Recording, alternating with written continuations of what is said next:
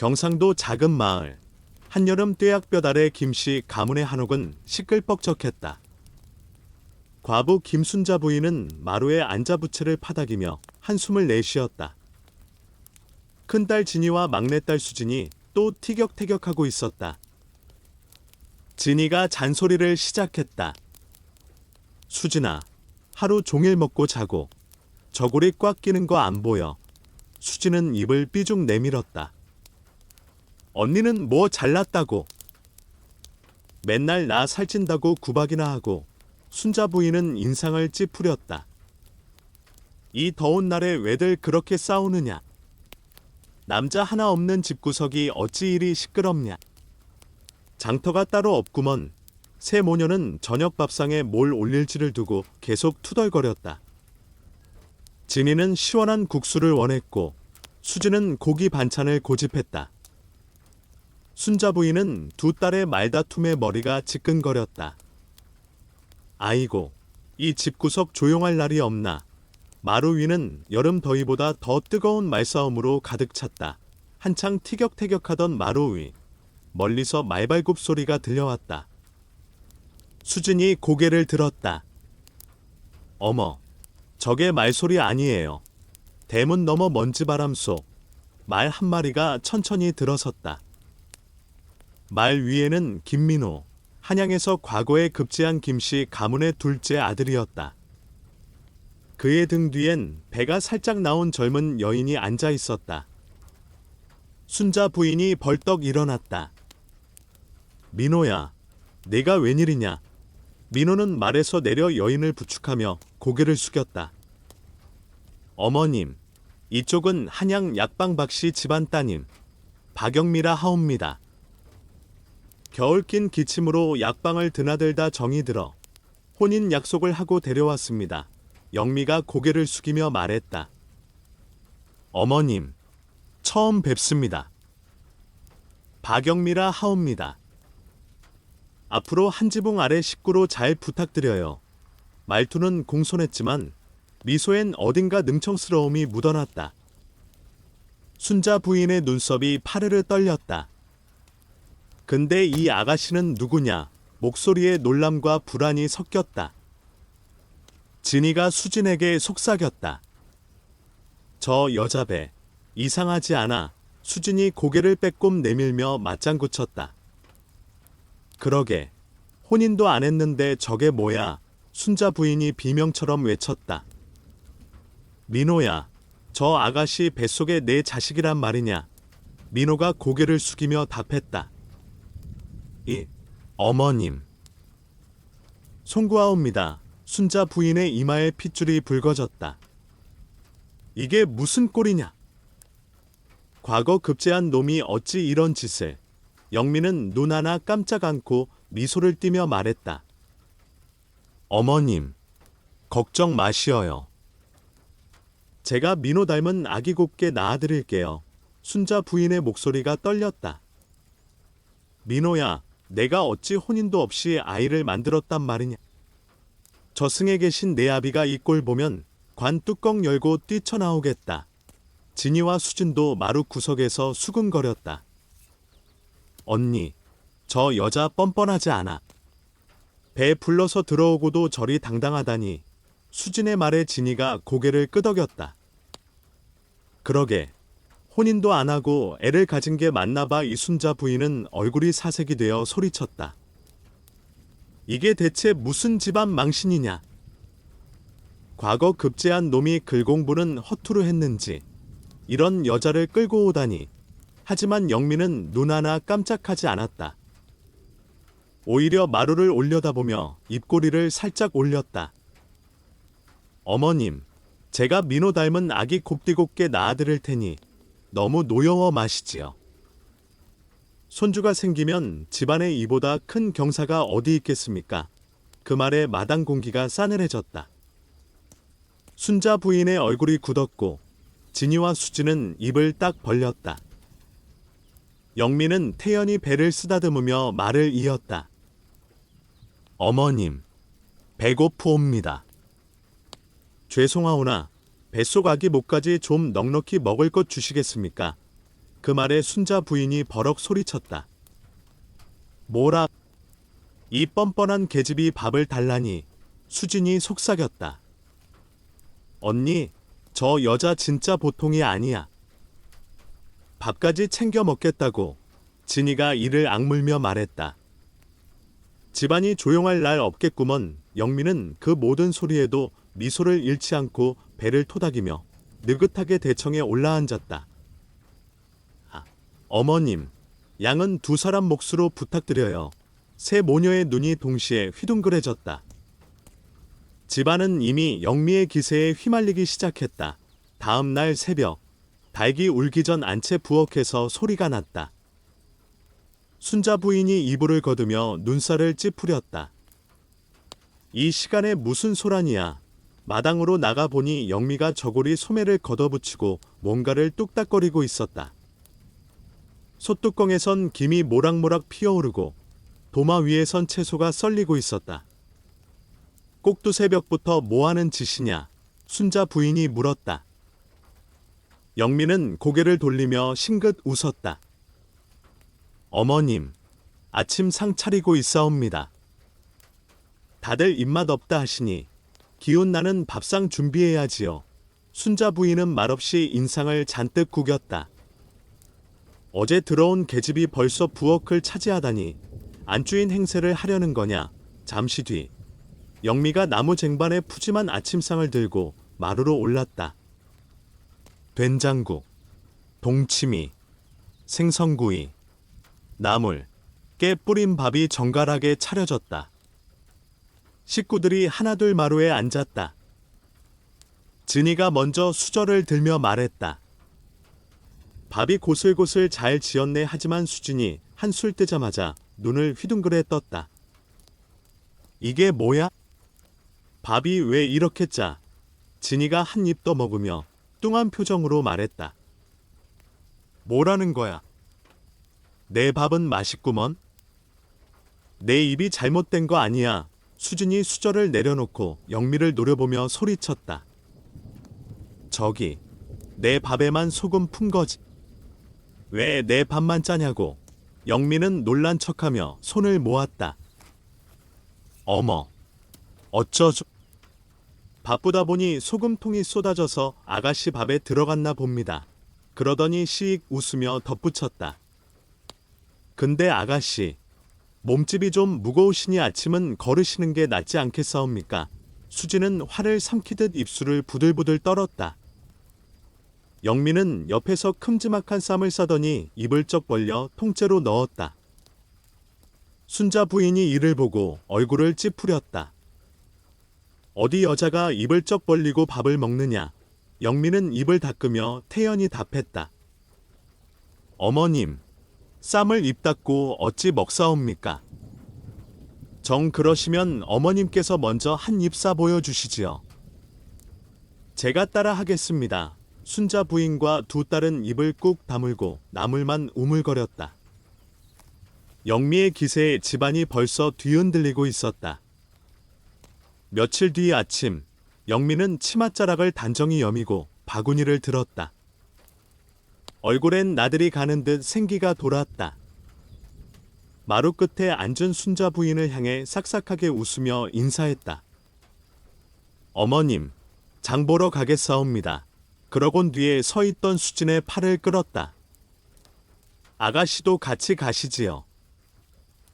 장에서 사올 물건이 좀 무거울 것 같아서요. 수진은 눈을 굴리며 콧방귀를 뀌었다. 또 무거운 짐은 나보고 들으라는 거지.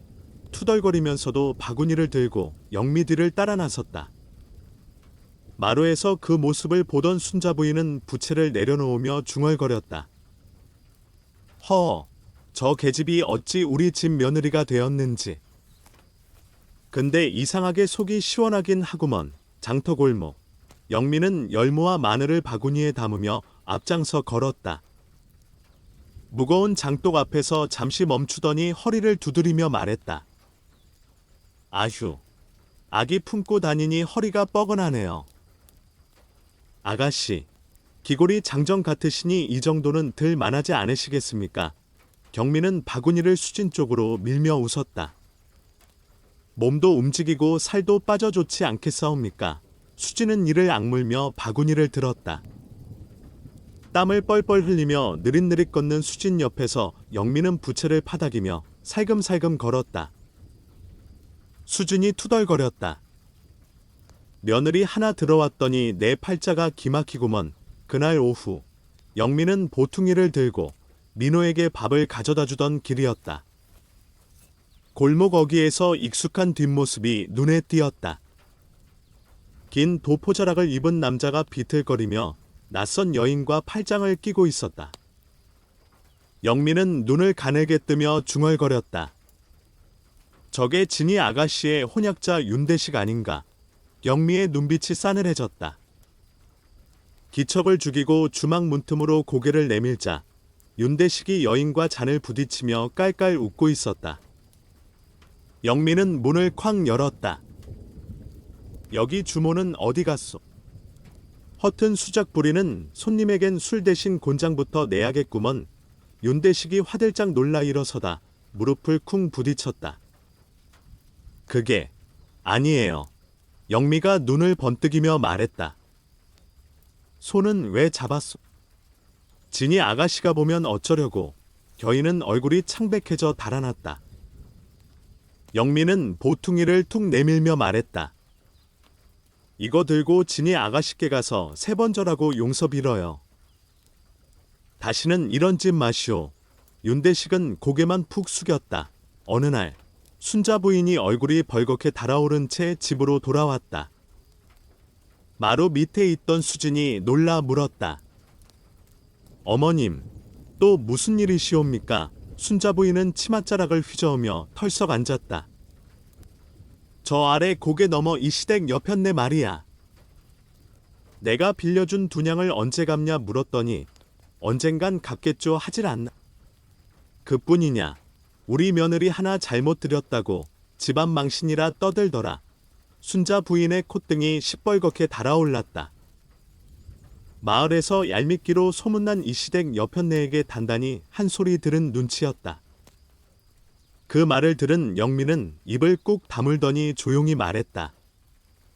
어머님, 속상하셨죠? 잠시 다녀오겠사옵니다. 그러곤 앞치마를 툭툭 털고 일어섰다.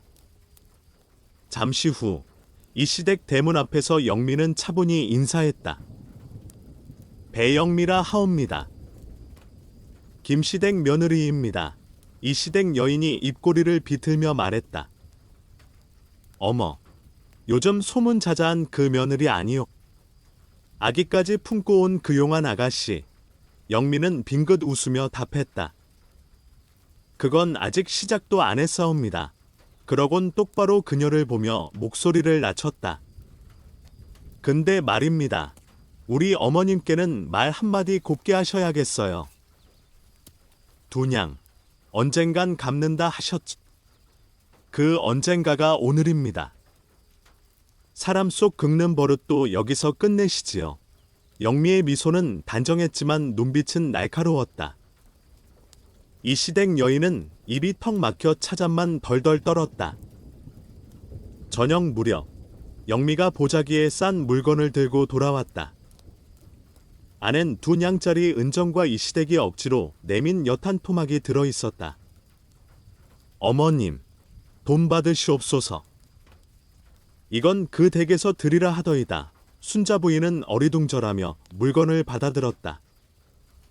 너는 또 무슨 수로? 경미는 싱긋 웃으며 말했다. 말은 혀로만 하는 게 아니지요. 순자 부인은 엿을 내려다보며 문득 피식 웃었다. 어느 평범한 오후 영미는 우물가에 쪼그려 앉아 물을 깃다 갑자기 배를 움켜쥐며 몸을 웅크렸다. 숨소리가 거칠어졌다. 옆에서 물을 뜨던 수진이 돌아보며 놀랐다. 형님, 왜 그러세요? 어디 편찮으신 겁니까? 영미는 이마를 짚으며 몸을 기울였다. 수진 아가씨, 배가 당기고 뭉쳐요. 이거, 아기가 나오는 것 같아요. 수진의 눈이 휘둥그레졌다. 어머, 아기 나오려는 거예요. 경미가 고개를 끄덕이며 신음했다. 허리가 끊어질 것 같아요. 더 말할 힘도 없이 영미는 옆으로 휘청 쓰러졌다. 수지는 겁에 질려 집으로 뛰었다. 어머님! 언니?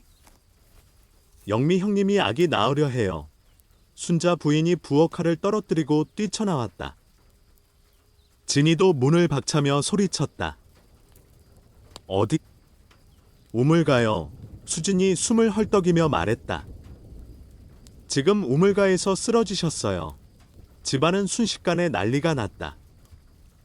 방 안엔 따뜻한 물이 담긴 대야와 햇볕에 말린 삼배수건이 놓였다. 순자 부인은 얼굴이 상기된 채 소매를 걷었다. 영미야, 힘줘. 숨 크게 쉬어. 진이와 수지는 물수건과 부채를 들고 허둥지둥 뛰어다녔다. 영미는 땀에 젖은 채 이를 악물었다. 한참 뒤 아기 울음소리가 김씨 집안을 가득 채웠다. 순자 부인이 외쳤다.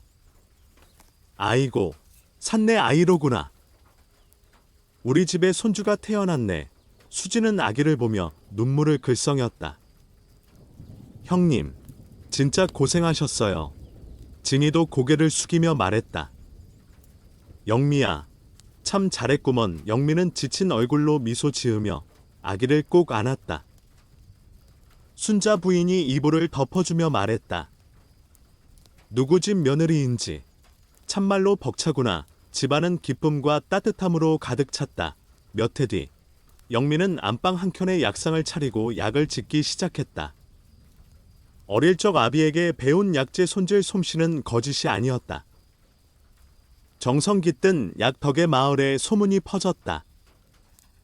김씨댁 며느리 손 타면 기침도 뚝 멈춘다더라. 한편 수지는 영미의 심부름으로 장터를 오가다 보니 살이 쏙 빠지고 얼굴이 환해졌다. 결국 동네 훈장 둘째 아들과 혼인을 약속하니 순자 부인은 입이 귀에 걸렸다. 허, 며느리 하나 잘 들이니 집안 꼴이가 달라지구먼. 어느 햇살 고운 오후 마당엔 아기 울음소리와 참새 지저귀이 어우러졌다. 영미는 민호를 보며 속삭였다. 서방님, 저한테 장가온 게 참 잘하신 일이죠. 민호가 웃으며 고개를 끄덕였다. 수지는 여전히 투덜대며 말했다. 누가 보면 내가 영미 형님께 빚진 줄 알겠어요. 하지만 목소리는 한결 부드러웠다. 순자 부인도 예전처럼 날선말을 꺼내지 않았다. 영미는 며느리란 이름보다 먼저 식구가 되어 있었다. 집안은 처음에 티격태격을 넘어 진짜 한마음이 되었다. 마당에 햇살이 고이고 김씨 가문은 영미의 씩씩한 기운 덕에 웃음으로 가득 찼다.